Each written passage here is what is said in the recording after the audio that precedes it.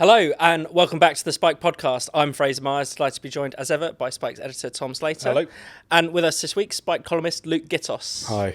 We've got loads to discuss today. We'll be talking about Rachel Reeves' disastrous spring statement, the Gazan uprising against Hamas, and plus we'll talk to you, Luke, about some of your work defending the most critical free speech cases of our time.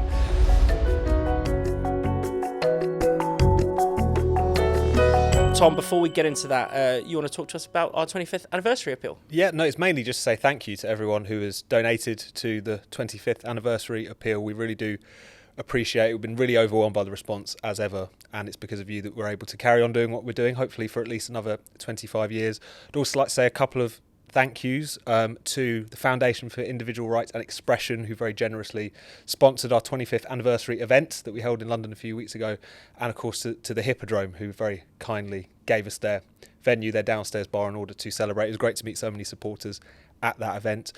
We still have the current kind of promotion going, so if you haven't donated already, please do go to spiked-online.com/donate, and the offer is still just about on, where if you donate £25 or more, you can get a whole year's membership to Spike supporters or online donor community, which is usually £50 for the year. So yes, thank you to everyone.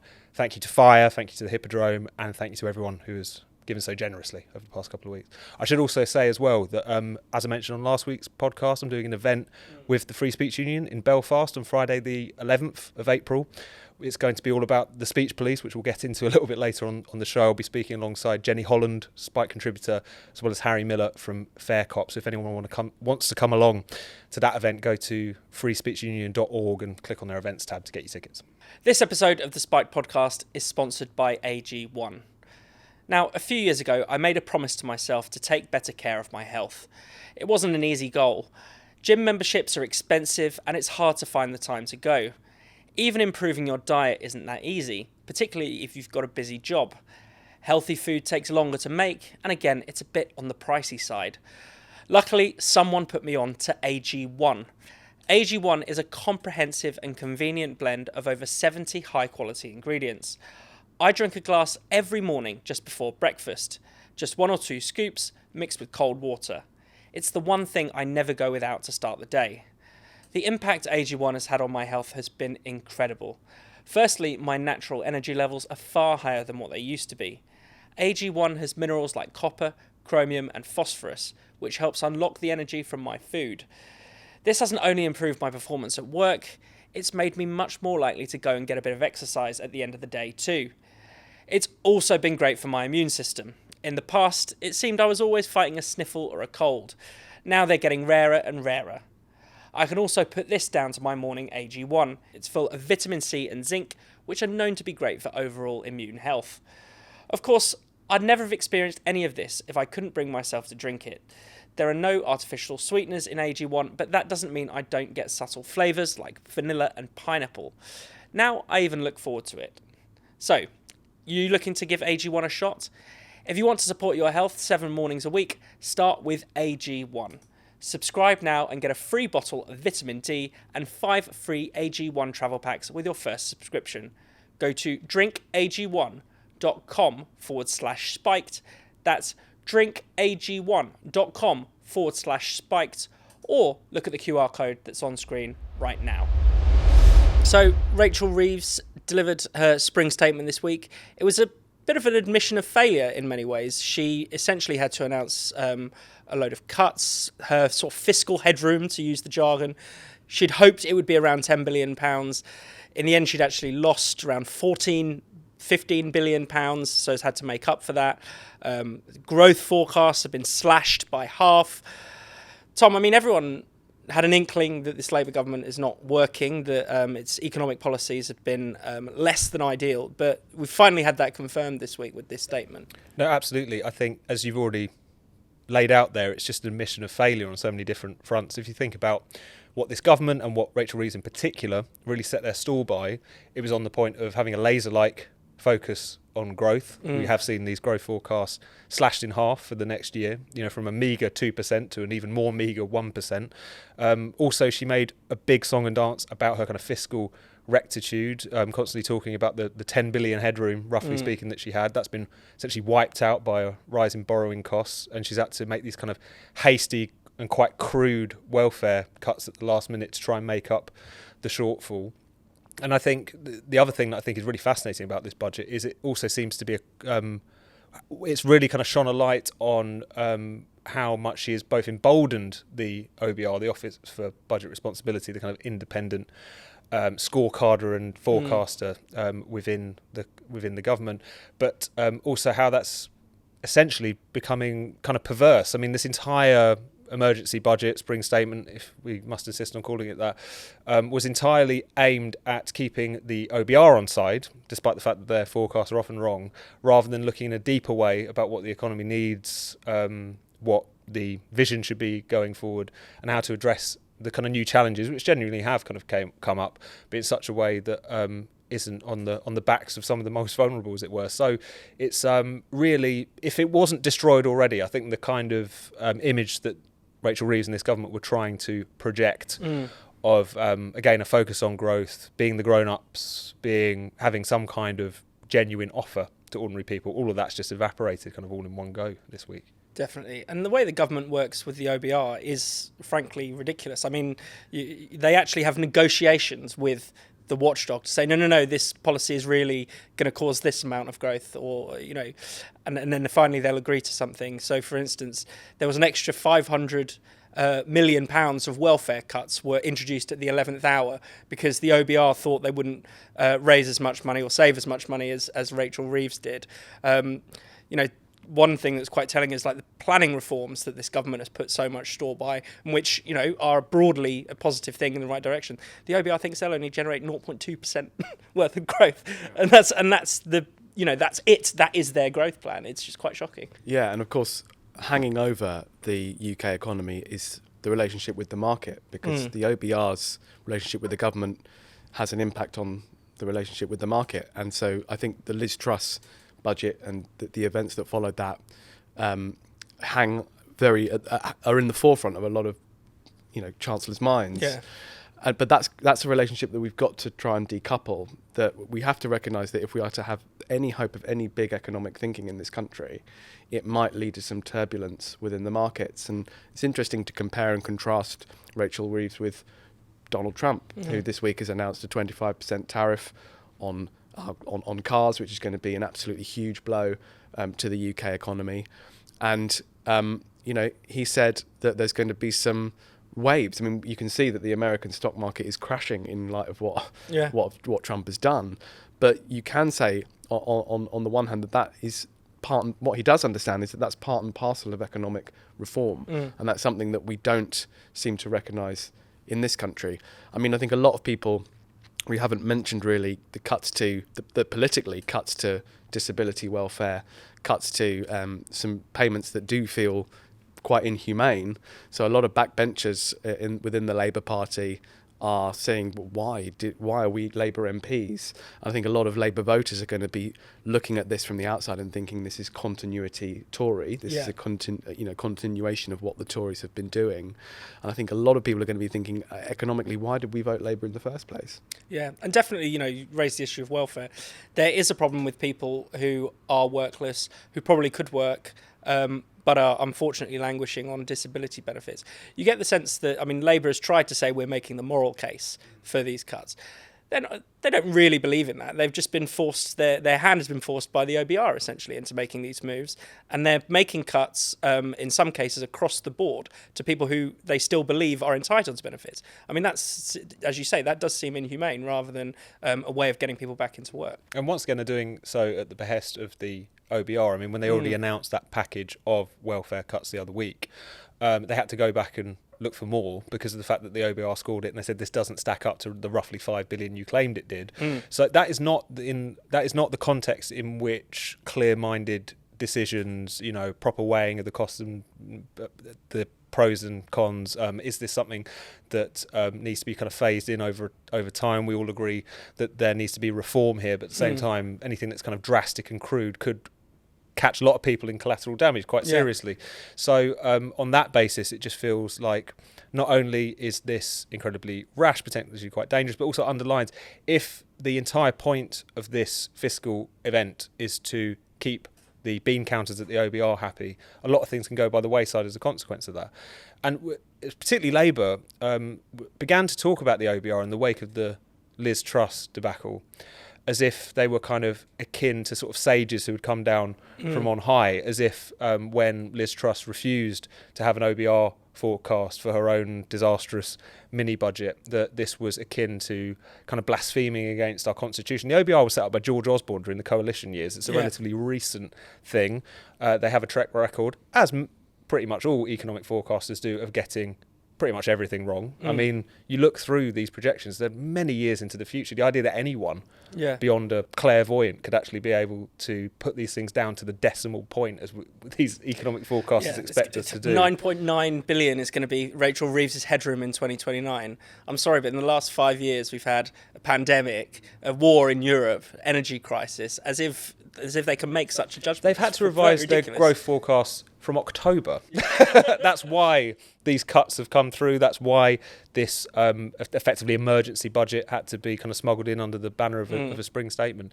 So I think it's also a reminder generally of the tendency within kind of successive governments in the roughly kind of Blairite mould to invest so much authority, supposed independence, but really kind of unaccountable power within these kinds of arm's length organisations. It's not only bad for kind of democratic debate and for politicians to make clear-cut decisions that they believe to be in the right interest of the country. It's also become a kind of something which warps our debate of these issues and actually warps some of the decisions that have been made. Because is Rachel Reeves doing this because she thinks it's right for the country, for citizens, for the economic vision more broadly, or is she doing it because she needs to please the OBR because that's the kind of framework in which she is willfully started to operate in? So it's just all the kind of perverse incentives that have been introduced by this emboldening of the kind of like quangocratic state is something that we really need to reckon with on all kinds of fronts, I think. And just to emphasise how wrong the experts are, the average forecasting error over the past 2 decades, the average error is worth about 15% of GDP. So that is at least double the budget of the NHS. So a forecaster, I mean, that's an insane thing to be working off in the future. It makes literally no sense as a guide for economic policy, and yet it's seen as the only sensible option in this context. Luke, I did want to talk a bit about some of Labour's anti-growth policies, because at the same time as, you know, we hear all this talk about laser-like focus on growth, Labour is also pursuing an acceleration of net zero. In fact, Rachel Reeves herself said that net zero is the economic opportunity of the 21st century. I don't think it quite pans out like that, does it? No, I mean, it proves time and time again that when people in charge orientate their growth plans around net zero, that it never, ever works. And, you know, I remember that when Labour were campaigning, there was big promises with regards to green industry and the development of new environmental industries.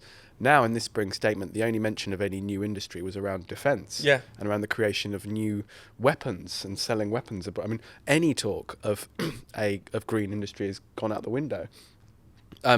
So it's absolutely right to say that when you approach your economic thinking with this straitjacket on, and that's what net zero is, the idea that you can rapidly develop any industry while maintaining a commitment to net zero is completely for the birds.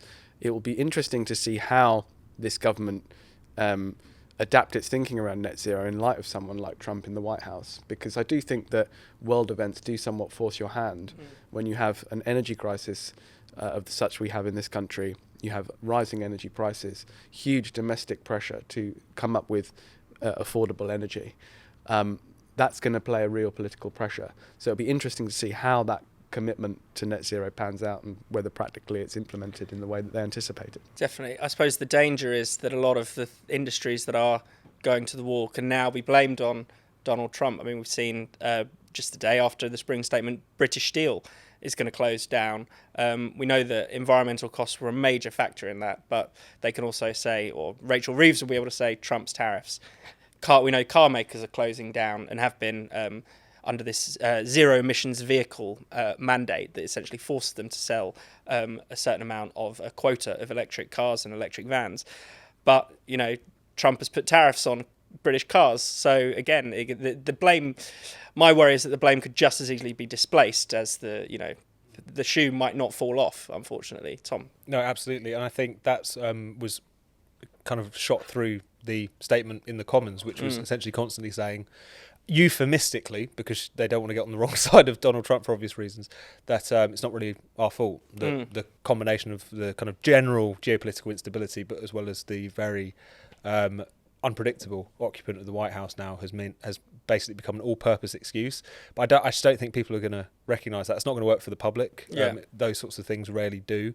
And I think it's also quite unedifying that for this government has just constantly tried to pass the buck, either onto 14 years of terrible Tory rule, or in this case, gesturing to Trump on the other side of the Atlantic. There is so little goodwill for this government. I just don't think that argument is going to wash any more than that. Even less than it usually would, I suppose. So if they think that they've got their excuses in early, I think they're in for a rude awakening. Really, definitely. So hundreds of Gazans have taken to the street in what appear to be anti-Hamas protests. This has been happening in all kinds of towns across Gaza, including Beit Lahir, Jabalia, and Khan Yunis. People have been holding signs saying, "Stop terrorism, stop the war, Hamas, terrorist." Tom, what do you make of this? Because it's an indication that often, it's true that many Gazans absolutely despise Hamas, but we often, because of it being an authoritarian society, we often don't see these glimmers of dissent. No, absolutely. I think a lot of kind of credulous Western commentators have done Hamas's propaganda for them in lumping those two together. The genocidal terroristic group which rules over Gaza with an iron fist, and the ordinary citizens of the Gaza Strip. There's always been, actually, even in the context of some very brutal repression since they fully took power in 2007 after they were elected in 2006, there have often been flare-ups of things like this. Back in 2019, there was this movement called We Want to Live, where you saw kind of protests springing up across the Gaza Strip, particularly against the kind of spiralling cost of living. Those were very brutally repressed. A couple of years later, just sort of as they were coming out of the pandemic, there was an online movement called They Kidnapped Gaza, they meaning Hamas. It was actually run by a few people who had to flee the Gaza Strip as a consequence of being, again, kind of hounded after their involvement in the previous set of protests. And we even saw protests flare up again, kind of anti-Hamas movements, just a few months before the pogrom in 2023. So there has always been this tremendous agitation against Hamas, and a level of desperation that meant, despite the fact that they knew what the consequences of this kind of opposition would be, that people were still prepared to take to the streets. Given the fact that there have been so many people in the UK, in Western capitals, who have taken to the streets, in effect, in favour of this organisation, who have marched at supposedly pro-Palestine demonstrations in London, organised by groups, not in substantial number of which have quite direct links to Hamas. The fact that we've seen situations of protesters, people like Peter Tatchell, basically being hounded and harassed whilst attending pro-Palestine marches because he's holding a placard which on the one hand condemns the Israeli government but also condemns Hamas itself. I think it should spark a fair amount of soul searching amongst the supposedly pro-Palestine set, who, even in cases where they weren't explicitly condoning Hamas, that's essentially a crime in this country, we're certainly giving them a very easy ride. So it's telling that we've seen such kind of explicit condemnation amongst Gazans. They've got the guts and the wherewithal to do it, but that has been markedly absent from a lot of these protests that we've seen in the UK and across Europe and everywhere else. Definitely. And Luke, if you hold up a sign in the UK, in London, and it says Hamas are terrorists, the police will have a word with you. They will try it. They'll tell you to put the sign down. Yeah. You won't get locked up, but you'll be told not to do it. Yeah, probably the only country in the world where you can be arrested for holding up a sign that says what the law is. The police, it's worth saying that the police are faced constantly with difficult public order issues in relation to these demonstrations, and it's not always straightforward, because often when counter demonstrations turn up, there's the threat of trouble between the two groups. But you're right, we have got, in terms of policing speech, these raise important issues. I mean, it is worth just returning to Hamas and Gaza. I was reading the parliamentary report this week, and it is striking that along with the list of militant groups that were involved in October the 7th, there is an explicit recognition that Gazan civilians played a role in October the 7th.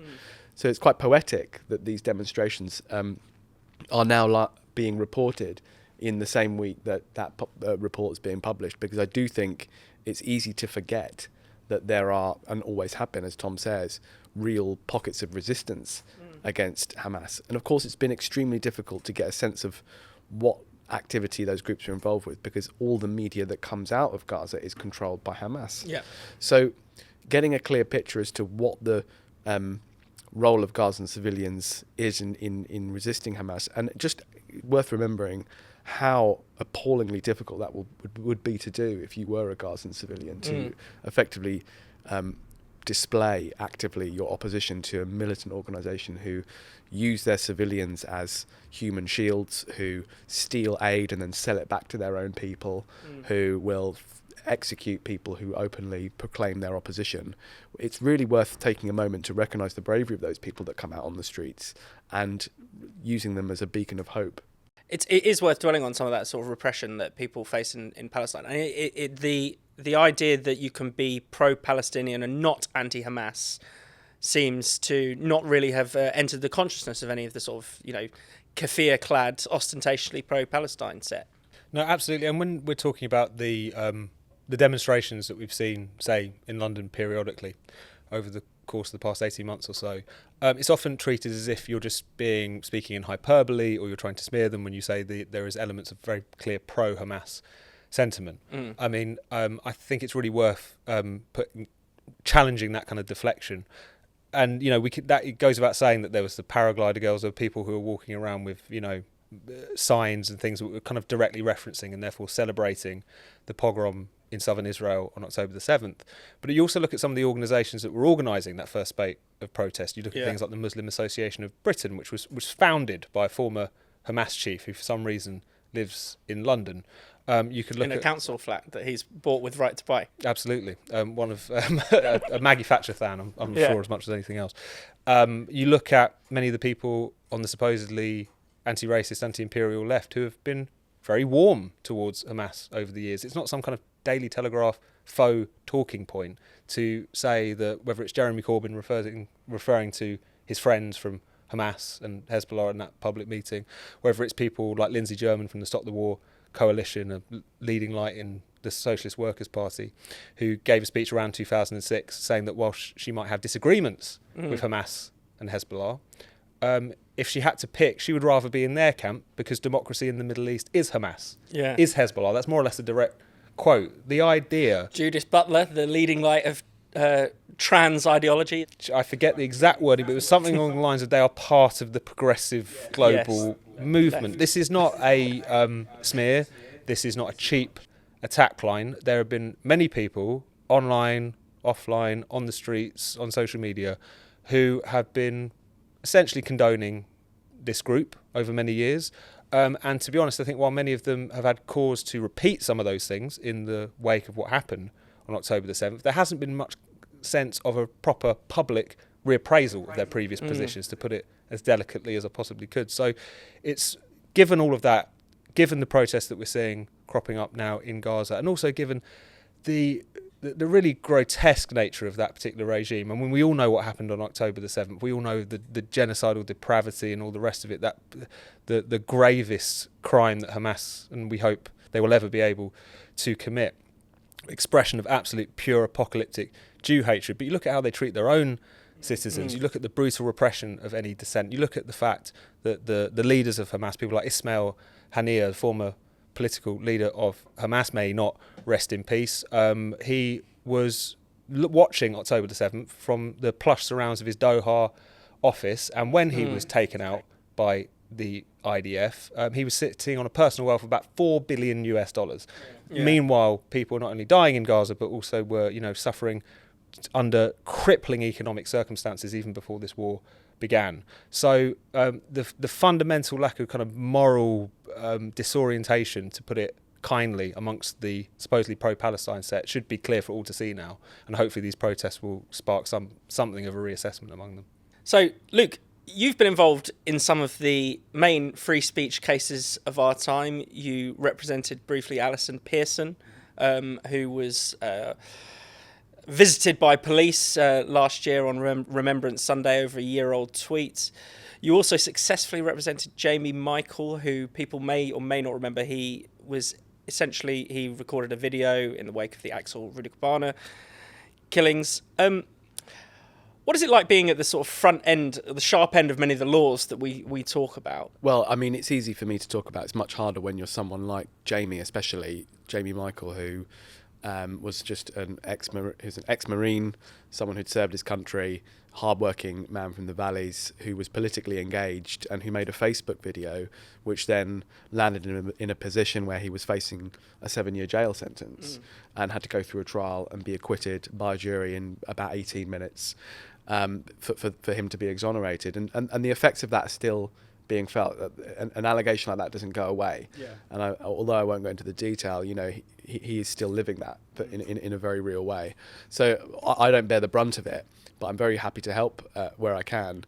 It's worth, in sort of thinking about this, I recall a recent trip to a police station and walking into a custody suite in a modern police station. What you will see everywhere is reference to things like gender identity, racial identity, hate crime. Yeah. The language of what we might call, I hate the word, but woke, is absolutely everywhere across police stations. And I can tell you for certain it's also everywhere within the Crown Prosecution Service. So I think there has been a very serious change that some people might argue is trivial, but I actually don't think is trivial, which is that the people making the decisions about who faces criminal justice in our country have been swamped with this language and have been told that this language is very, very important to the way we police.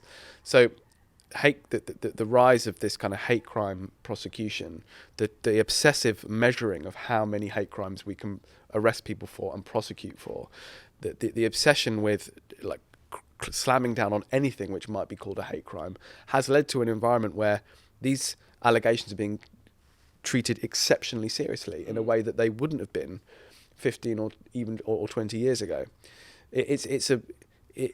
The kind of influx of this language has had a real effect on how people make their decisions. I think that's important to recognise. Yeah, because a lot of the laws that people are being prosecuted under, actually, many of them are quite old. I mean, of course, the most recent one is the Online Safety Act, but you know, you have to go back to 2003 for the Communications Act, which deals with a lot of social media offences, racial and religious hatred laws. Again, some in the 2000s, some from the 1980s, 1970s. Do you think the cultural change has played a bigger role than the actual legal change? 100%, yeah, absolutely. I think that some of these pieces of legislation, the Protection from Harassment Act goes back to the 19th century. But what has changed is our understanding of what can constitute harassment. So when someone is accused of harassment, they're accused of causing someone alarm or distress, harassment, alarm or distress. And of course, whether something is worth prosecuting eventually falls to either a police officer or a member of the Crown Prosecution Service. Yeah. And it's at that stage that this becomes more important. People, if these decision makers have at the forefront of their mind the cultural moment that we're in, where all of this is, seen as uniquely damaging to have an affront to your gender or racial or sexual identity, then people will take these allegations more seriously and more people will end up in court. And that's why I think it's so dangerous that these laws are so broad and that our human rights protections are really quite minimal. I think a lot of people don't really appreciate that human rights laws do very little to actually prevent these kinds of prosecutions from coming up. I mean, Jamie Michael, who people can go and read the transcript, but made what most people would think would be a political video about an issue he was concerned with, had no protection under Article 10 of the European Convention on Human Rights whatsoever. It just didn't come into play. So we do need a debate in this country about whether we have some sort of presumption, a stronger presumption, against investigating people for what they say. Because that was the key with Alison's case. Alison was investigated for what she said online. And there was no recognition on behalf of the police that it's a terrible look to be investigating journalists for things they say online. Worse than that, they thought that, well, of course we're going to investigate because someone has made a complaint. Yeah. So there's this automatic process that the police go through where it's like, well, someone's made a complaint of a hate crime. We must investigate it. We must go to, in Alison's case, to her house and invite her to interview and put her through a criminal investigation. I don't think the police see that as a significant intrusion. Yeah. I don't think they understand it as. I think they say, well, why wouldn't we do that? And it's part of the problem here. Sometimes the kind of advice that some of these defendants are receiving, because I know that Jamie Michael's case, which as I understand it, you were part of his team as kind of provided by the Free Speech Union. Similarly with the Alison Pearson case. And the Jamie Michael case was unusual as far as that flurry of people who were arrested in the wake of Southport for saying a kind of whole range of things on the internet. He was one of the few who actually pleaded not guilty. In many cases, people presumably just under the guidance of their kind of provided brief just decided to pull the plaster off, hope for the best, and presumably take the advice of what their solicitor had told them and said it's probably better, you'll probably spare yourself some trouble if you actually just sort of throw yourself on the mercy of the judge, as it were. Is your sense that a part of the problem here is the fact that the advice that they're getting is often, you've got the police which are pushing in one direction, which is towards investigating and ultimately pursuing these people, but then also they're not necessarily getting the representation that they would otherwise need? I think it's actually really, really difficult to know. That there's definitely some cases where it's relatively clear cut that they have committed an offence of some kind, and in those circumstances, disagree with the substance of the offence and the laws, they were sort of banged to rights, that sort of thing. Yeah. So in those circumstances, no lawyer is going to go down and say, "Oh well, I disagree with the law. You should disagree with the law. Let's plead not guilty and fight the trial." But I also think that there is a risk that even lawyers will receive evidence about what someone has said online, think, "Oh, that doesn't look particularly good," and advise someone, "Look, you get so people get a third off if they plead guilty at the first opportunity. You save yourself all the trouble of the trial, and you did say this. No one's going to like that. If you go in front of a jury, they're going to think you're a racist or whatever."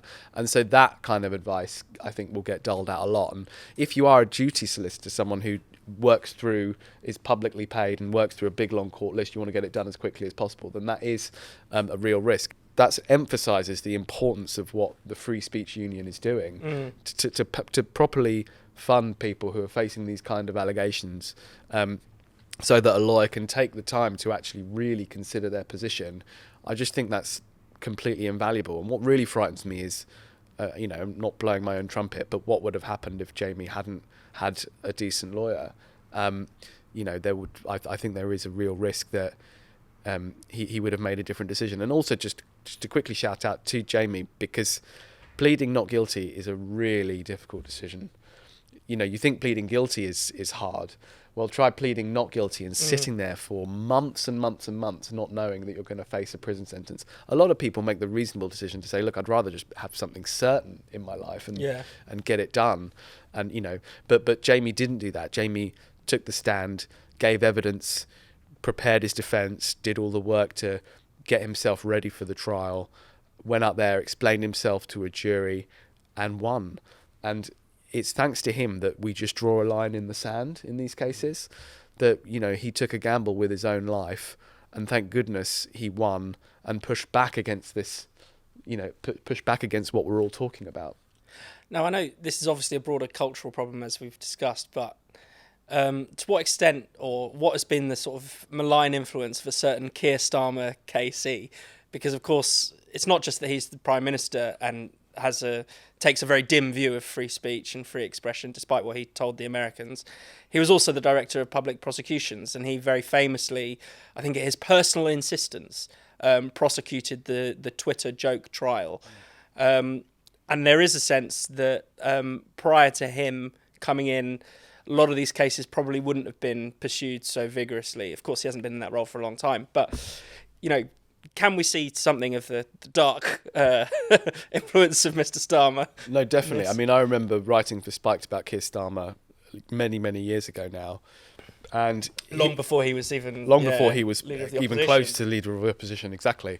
And I wrote about him as someone who was very much Blair continuity when it came to criminal justice. So Blair and Jack Straw were the people who kind of came up with this idea of defendants the defendants' rights lobby, people who kind of insist on defendants having rights in courtrooms. He was very hostile, even though he had a human rights background. When he came to be a prosecutor, he did a lot of things that diluted the rights of defendants, particularly with respect to sexual cases. So he was involved in a lot of guidance that sought to sort of drive up the level of prosecution when it came to sexual cases. And then similarly, when it comes to to hate crime, he was a big architect of the kind of guidance that the CPS still rely on when they're making decisions around some of this stuff. So I think he was a DPP who was hostile in general to defendants' rights. And we see some of that reflected in how the CPS proceed now. I mean, I think you're right to say he hasn't been in the job for a very long time. And I also think it's worth remembering that the CPS is made up of individuals. And actually, there's an individual level to this where, the people making these decisions are human beings, they're lawyers, and they absorb the culture around them. Yeah. And so unless we actually give them contrary guidance or some kind of guidance that says, look, when you're dealing with a journalist, someone making a political statement, someone making a political argument, someone making any kind of politicized content, there must be a really, really strong presumption against any kind of criminal justice intervention, because we have clear rules around incitement. We have very clear laws that say you can't incite violence, you can't incite riot, you can't do anything that affects public order in a seriously detrimental way. But those laws are now being used to target people making political speech. And unless we reverse that with some kind of policy steps, then people will always be subject to this vulnerability. Thank you so much for watching the Spiked podcast. We'll be back at the same time next week. In the meantime, why not subscribe to Spike's YouTube channel and then click the bell so you're always alerted whenever there's some new content. Spiked is producing more videos than ever, from podcasts like this one to interviews to our series of polemics. You really, really don't want to miss out on it. Plus, to get your daily dose of Spiked, just go to spiked-online.com. That's our website at spiked-online.com.